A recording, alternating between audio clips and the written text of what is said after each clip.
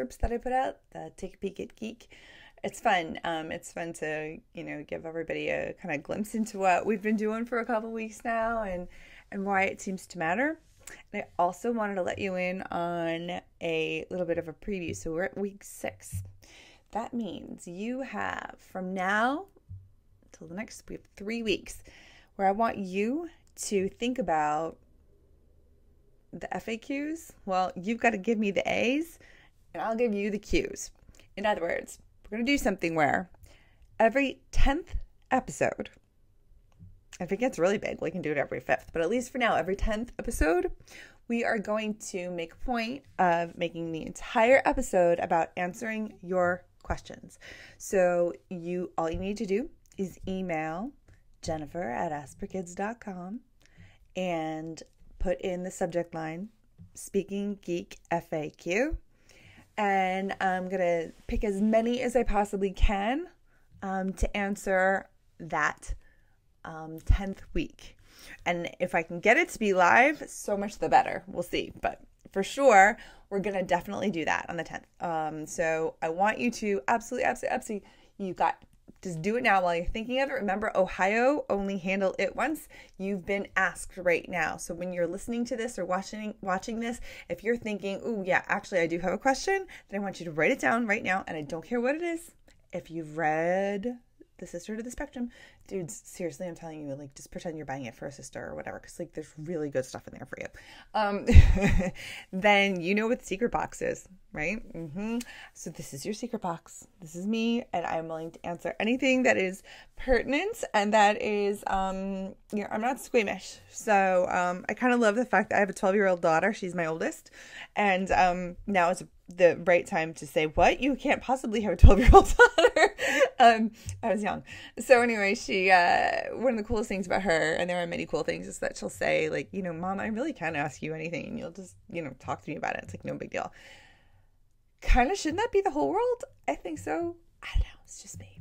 So whatever you want to ask, as long as it's relevant, I'm going to answer it. I'm going to do my very best to fit as many in as I can. And if there are carryovers till the next time, then so be it. All right. So you've got the next 3 episodes. I'm going to be collecting them. That's it. The sooner you get it in, the more likely it is to be part of the FAQ episode, the 10th episode, which is only 4 away. I'm loving that. Okay. So anyway, today we're going to talk about a little something that I can kind of guess, if I'm wrong. Don't hold me to it, but I'm going to say that none of us ever won the award for the most tactful person among our friends. You know how there's always that person who seems to be able to diffuse a situation just beautifully, right? By saying oh yeah, they just can kind of gather all the things and make everybody feels happy after they've spoken. I am not that person. I try. Oh my gosh, I have always wanted to be that person. I really have. My whole life long, I've always ended up in situations where either I've been elected or chosen or picked or hired, whatever, to be the president of or leader of an organization, and realized that's not where I belong. I belong in the VP position where I can be the idea chick and not the make it happen chick, because that requires making everybody feel good. And then here I am as a CEO in a company. So guess what? Sometimes we have to operate a little outside of our comfort zones, but that's okay. It's where the magic happens, right? Bravery, feeling afraid, doing it anyway. Yes, that. Okay. So this week we're talking tact.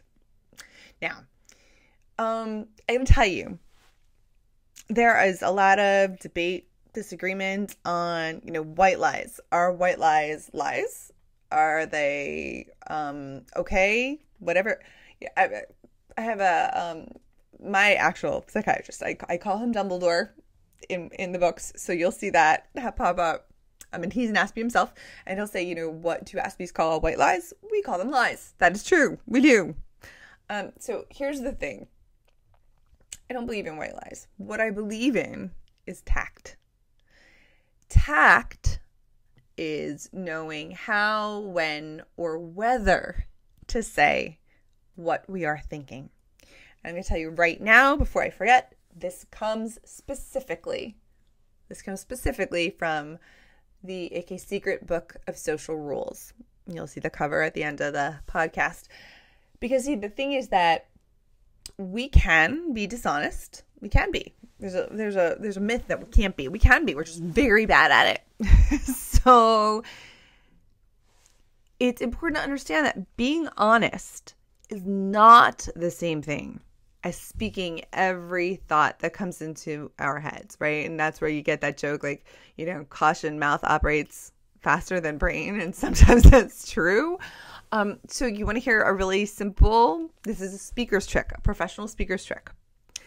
Before you answer any question, ever, you do this. That's right. You take a breath.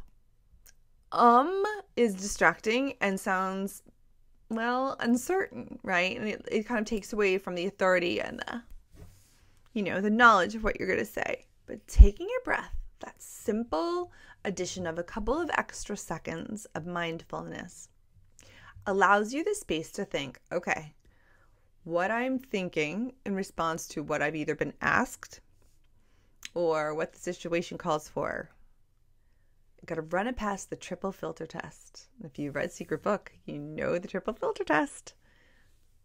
Is it true? Okay. Is it good or kind? And is it useful or necessary? Just 3 questions. True, good or kind, useful or necessary. If you pass any 2, but not all 3, zip your lips. It's a no-go. Tactfulness means simply that you have to speak truthfully in a way which spares others from having hurt feelings. Are you responsible for their feelings? Look, none of us can be responsible for everybody else's feelings. It's not practical. It's also not right. It's really not, right?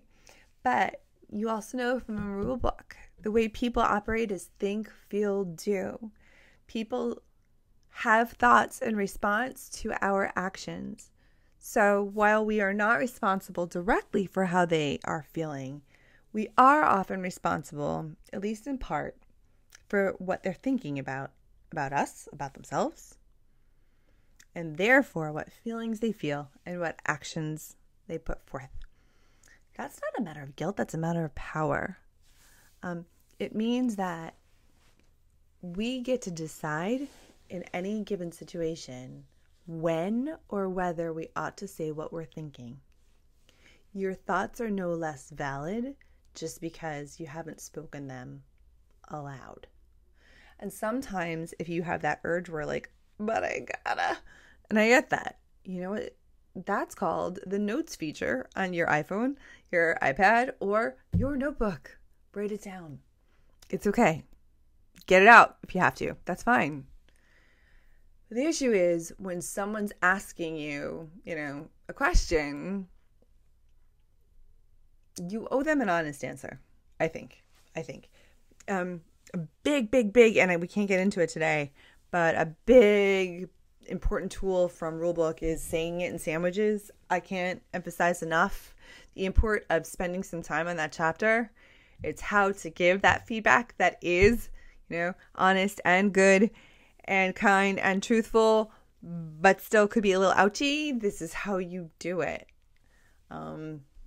That's important. And this comes from a story from Socrates, and I'm actually just going to read it to you really, really quickly. So, because this triple filter comes from Socrates, so this is like super, this is old, this is ancient, tried true, yeah. All right, so it just says, this is from the Rulebook. Eager to share some juicy gossip, a man, a famous acquaintance of Socrates, asked if Socrates would like to know the story that he'd just heard about a friend of theirs. Now, can't you just see that? Like you're like either in the lunchroom or you're on lunch break from work or whatever the case, right? And oh my gosh, did you know what I heard about her? Right?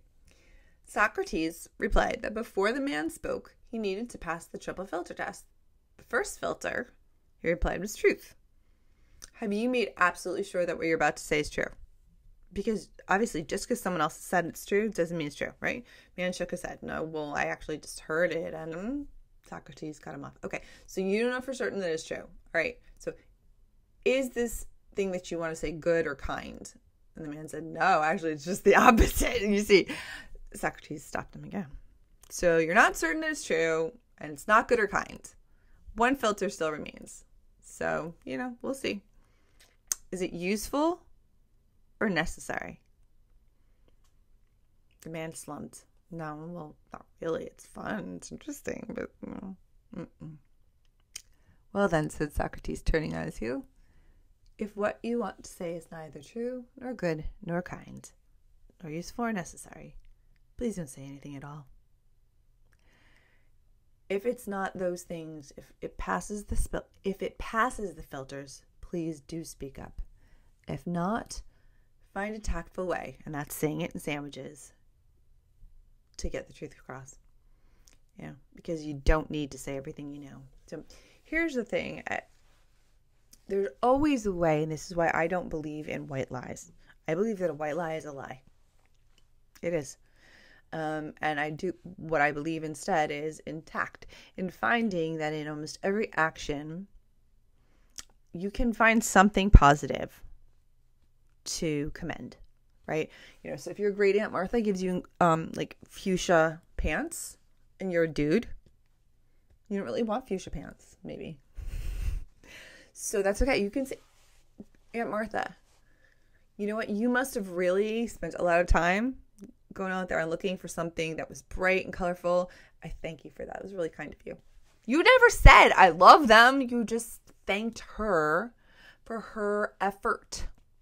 That is generous and kind and true and necessary, really.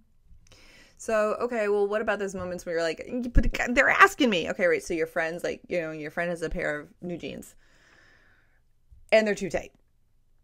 They ask. They really are too tight. I'm telling you, people, right now, you do yourself no good. Cut out the tag if you're like, if you've got issues with the size. I'm telling you right now, nobody else knows the size. It does not do you any good to be squishing into like sausage casing that does not fit you or do you well. Your body is fine. Who cares about the stupid number on your pants? Okay, just saying. Okay, so you could be honest and insensitive and say something like, yeah, but they make you look awful. Wow, that was awesome. No, not nice. How about this? You know what? I really like the cut. I like the skinny jean cut. It looks pretty hot. But you know what? I think, so personally, I found that I always go one size up in skinny jeans. It's true. Which is actually often very true, right? Because it's so hard to tell from one designer to another what's going to stay. So try on one size larger, just like ignore the number, because that's, I think, a way to just go with skinny jeans, see what happens. And it'll probably be a good thing, right? It's giving the chance. It's knowing when to keep your mouth shut or at least offer an alternative instead of directly stating an opinion that might be harmful. It doesn't do you any good either to say, yeah, they look great when they don't. Because you know what? If you asked a friend, don't you want them to be honest with you? I sure do. When I ask for feedback, I'm being serious. I want to know. I tell people that. Like, be serious, please. I'm not asking for pats on the back. I want to know. All right, so think it, don't speak it. Here are a couple, before we head off, a couple given situations that just don't go there. Why? Honestly, because they're minefields. They're just a little too tricky for almost anybody to navigate without stepping in it, without getting outside that tactful versus just honest, blatantly honest realm. Yeah? Okay, so some things just not to talk about. Money or material goods. That includes houses, cars, how much a person or their family earns. Hello, Draco Malfoy, hush about the Weasleys, just saying. It's none of anyone's business, nor should it matter, because it doesn't reflect on their import as a human being. Don't ask about it. Don't draw attention to it. I grew up in a very affluent family, and I often tried to undercut that a little bit, maybe by using kind of like I try to use little terms. Like somebody asked me what car my dad was driving at the time, and it was a Mercedes convertible. This was his midlife crisis thing car. And I said, it's a Benz 560 SL. Okay, mind you, I don't even like 560 SL. Like I sound like I know what I'm talking about. This is my way of trying to avoid saying Mercedes. It ended up coming out more pompous than had I tried. You know what? If somebody asks you directly, you can state it and then say something like, he's worked hard for a long time. I'm really proud of him. I hope someday I can earn something for myself, because we all know that which our family has or doesn't have has no reflection on us, right? Religion, politics, everybody has a different version of right? My very best friend was Jewish. I'm Catholic. Guess what? I am pretty darn sure, she's passed, and I am pretty darn sure that she is in a better place.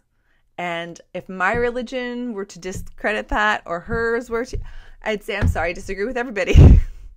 It doesn't matter, right? So everybody deserves the respect of having that, especially, in our day and age, right? The right to believe what they want to, and to go from there, because in all honesty, we don't know. Disabilities, physical or mental challenges, they don't matter. So don't point them out. Physical appearance. That includes everything from a girl's bust size. Dudes, don't stare. Same thing, don't insult, right? Like, whether it's a positive or a negative comment about someone's body shape, their weight, their skin color, their height, whatever, what they look like doesn't matter anyway, so don't make a comment on it. I caught myself the other day, this is super important. Hadn't seen somebody for a while, and I started saying, oh my gosh, you look so skinny. And I stopped myself, because skinny is not a good thing. What I said to her is, you know what you look so healthy. Or have you been really like taking care of yourself? And she said, yes, I have been. And that's healthy. That's good. Last two things, behind closed doors. Anything that happens in a room with a door, behind a closed door, in a bedroom, a bathroom, a doctor's office, etc., etc., it's meant to stay there. It's not a topic for public discussion, right? Whether we're talking bodily functions, intimate dating relationships, you don't kiss and tell, you don't want anything else and tell, because you know what? It's not funny and it's not cool. And you'll find most people are lying anyway. And I'm telling you the truth on that one. Last, out of sight. So speaking about someone when he or she is not there is unkind, unless you are specifically saying a blatantly huge compliment that you kind of hope comes back to them. Other than that, if they're not there, it's cowardly to talk about that person, really. Keep your thoughts about someone else either between you two or just to yourself. Between you and another person, sorry, that's just gossip. Okay? So, triple filter. Remember, tact and honesty, not the same thing. In this world, it is awesome that we, as the people on the spectrum, really value being able to give honest feedback and take honest feedback.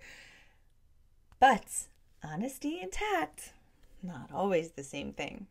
Pass through the triple filter, and you'll be surprised what good stuff gets through. Because here's the thing, being honest doesn't mean being mean.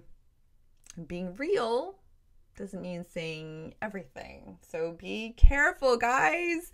Give your opinion honestly but softly. And if you don't, you're probably not going to be asked for it again. All right, everyone. I'll see you next week on Speaking Geek, when we're going to be talking about the secret voice inside you. And I don't mean, like hearing voices, but the voices that maybe you shouldn't listen to anyway. I'll talk to you next week. Have an awesome couple days. This is Jennifer O'Toole.